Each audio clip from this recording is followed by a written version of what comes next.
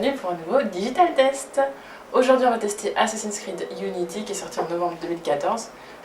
Donc on est dans un Paris en pleine révolution française. Donc enfin un Assassin's Creed qui se passe en France, ça faisait des années qu'on entendait parler, on avait justement pas mal de rumeurs par rapport à ça. Et donc en novembre 2014, et bah c'était bon, on avait notre Assassin's Creed en France et à Paris même. On retrouve justement, on va retrouver les monuments de l'époque. On va voir par exemple Notre-Dame de Paris qui a été justement développé pendant des années. Donc là on a vraiment le rendu, c'est vraiment comme si on avait l'impression que c'était réel, c'est au détail près, c'est assez bluffant. Les villes, il y a tout un travail historique qui a été fait derrière. Donc voilà, ça a été développé pendant des années et on voit le résultat est vraiment magnifique. Quand on a vu par exemple les premières démos, c'est la foule. C'est-à-dire qu'on a une foule qui est vraiment énorme, qui est compacte, et on a chaque personnage qui va dire des choses différentes. C'est vraiment un moteur très puissant pour faire ça. On a vraiment un travail qui a été vraiment gigantesque, hein. C'est-à-dire que par exemple on a les monuments de l'époque qui ont été modélisés vraiment au détail près. Il y a vraiment tout un travail pendant des années, un travail historique pour reproduire les rues. Et aussi on a vraiment un moteur graphique qui va évidemment qui a aidé, parce que on va avoir des textures qui sont très belles, on va avoir des effets de lumière qui vont être très beaux. Au niveau du gameplay, voilà, c'est pas une révolution en soi, c'est-à-dire qu'il y a une révolution graphique certes, mais au niveau du gameplay, on n'est pas sur quelque chose de fou. En effet, ça va être plus fluide. Ça va être beaucoup plus fluide quand vous allez courir, quand vous allez grimper. Ne serait-ce que il y a des petites choses qui ont été supprimées. Alors là, j'ai fait une petite erreur. Donc voilà, en fait, ils ont vraiment écouté les joueurs, ils leur ont demandé ce qui les dérangeait dans le jeu, et ils ont justement corrigé tous ces petits défauts. Et ça se voit que voilà, c'est beaucoup plus fluide. Et on a la petite silhouette que vous voyez, c'est une espèce de petite ombre, et en fait ça c'est la dernière position à laquelle les gardes vous ont vu. Donc vous pouvez vous servir de ça pour aller carrément à l'opposé, pour justement ça vous permettre de pouvoir entre guillemets faire diversion. Donc là on a une foule qui est quand même compacte, donc là c'est plutôt du gâteau pour passer là. Ce qu'on a qui est pas mal aussi, c'est au niveau de la customisation. Donc on peut customiser le personnage, on a justement la possibilité de jouer de plusieurs façons. On peut la jouer très bourrin, donc on va avoir une arme, on va aller foncer dans le tas, mais vous allez pouvoir soit la jouer discret en prenant des costumes qui vont jouer sur le côté discret, ou soit par exemple des costumes qui vont vous donner par exemple des gilets ou autres qui vont vous donner plus de santé, plus de résistance au coup, ce genre de choses. Vous avez possibilité de rentrer dans les bâtiments par les fenêtres, il y a pas mal de choses. Donc vraiment vous avez un terrain de jeu qui est quand même énorme. Ok, alors trouver la galerie inférieure. Alors, on va essayer de grimper sur le côté, peut-être ça va être possible. Alors j'avais fait la version PC avant de faire celle-ci. Alors là, ok, c'est complètement capté par là. Et la version de PC à l'époque était complètement buggée, faut le dire, c'était une catastrophe. Mais il y a pas mal de patchs correctifs il y avait des méga de patchs. Et c'était pas du luxe parce qu'on avait des bugs quand on grimpait, on avait des bugs avec les PNJ, on avait des bugs pour tout et n'importe quoi pendant les missions. Et c'était juste pas possible. Alors, on va repasser par la foule. Hop, tranquillement. On va éviter les gardes. Alors j'ai peut-être dû passer de l'autre côté. Ouais, on va passer de l'autre côté. Tranquillement, discrètement. On se met dans la foule. Et on va passer sur le côté. Par là. Il me semble que c'est ça la solution. Ouais. Donc en fait le truc c'est tout simplement de passer dans les foules à chaque fois, vous avez un petit groupe de personnes, vous allez de groupe en groupe, ça vous permet de ne pas vous faire avoir par les gardes. Normalement il me semble que c'est le côté droit qui est le bon. Là vous avez les petites cachettes, hein, comme d'habitude, vous avez toujours des petits endroits sur les toits et au sol qui vous permettent de vous cacher des gardes, donc toujours le même processus, hein, c'est-à-dire que vous courez, au bout d'un moment les gardes ne vous voient plus et vous vous cachez dans un endroit. Donc ça il n'y a rien de plus simple. Sur le jeu en lui-même, la licence n'a jamais été compliquée, hein, c'était toujours pour un public très large, donc il n'y a pas de difficulté en soi. Donc là on a réussi à rentrer, donc très bien. On va essayer de trouver la fameuse galerie. On a la possibilité d'avoir des coffres et pour rendre la chose plus facile, vous avez une application que vous pouvez télécharger si vous avez un téléphone Android ou iOS. Donc cette petite application, elle va vous permettre justement d'avoir une carte à la façon un peu du système de la Wii U, c'est-à-dire comme si vous avez votre tablette avec la carte. Là c'est sur téléphone, téléchargez l'application. Ça vous permet d'avoir la position de votre personnage en temps réel et en plus la situation des coffres et des missions que vous pouvez faire. Voilà. Pour l'histoire, donc on contrôle Arnaud, qui est un jeune il a une vingtaine d'années, hein, c'est un orphelin, donc en fait on apprend au début du jeu que son père est mort. En fait, il le découvre mort pendant une espèce de gala. Il va être recueilli en fait par le père d'une de ses amies. Et donc il va en gros servir un peu d'écuyer, il va servir justement aux tâches et autres.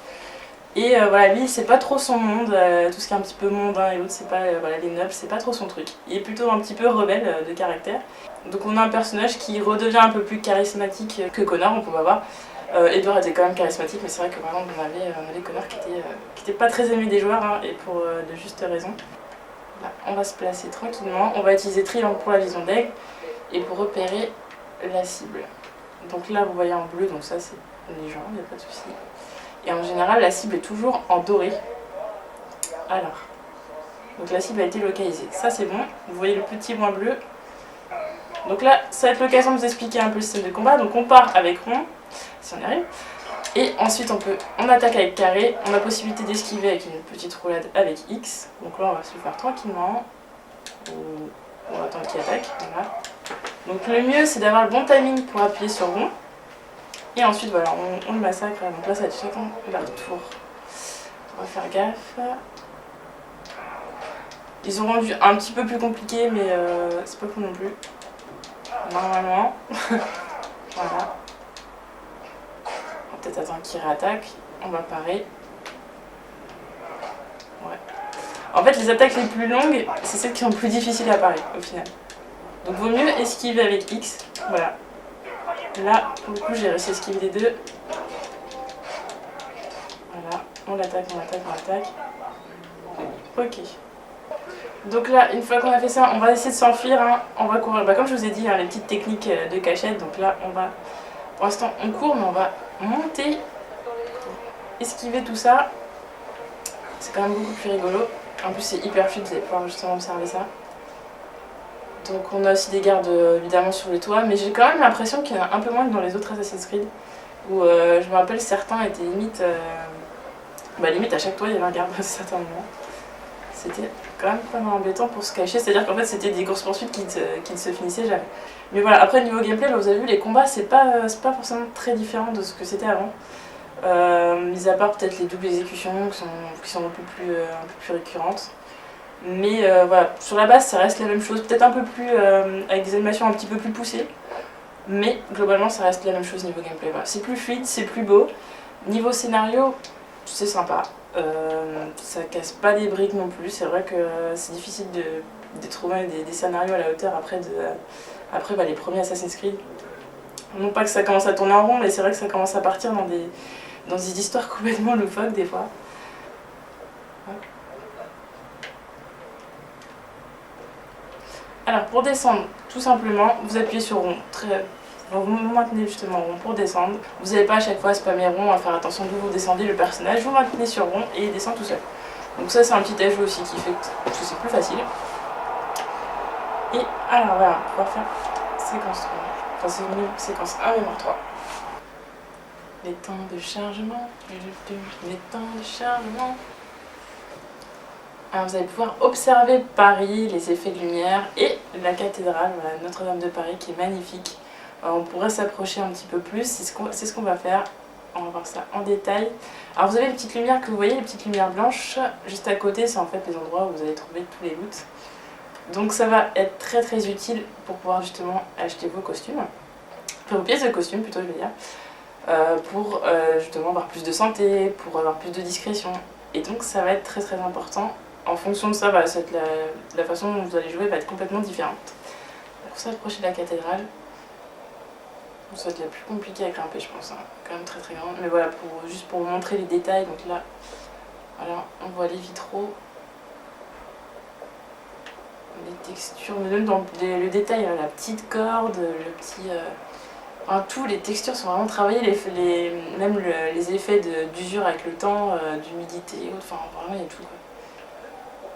Peut-être par contre pas les effets de lumière des vitraux, mais je pense que ça doit être quand même pas mal compliqué et au final on peut leur pardonner ça vu la qualité de la modélisation justement de la ville. Hop, on va essayer de pas mourir et on va regarder la ville de tout en haut. Voilà, on va finir avec une vue quand même magnifique. Magnifique. Allez hop, on grimpe tout ça. Je pense que même c'est un point d'observation à mon avis, vu la hauteur. Voilà, on a tout Paris. Et voilà, donc là je vous laisse sur cette vue magnifique hein, quand même. Je pense que je vous aurais apporté la plus belle vue d'Assassin's Creed Unity. Donc on se retrouve bientôt pour un nouveau Digital Test. Et en attendant, portez-vous bien. Salut!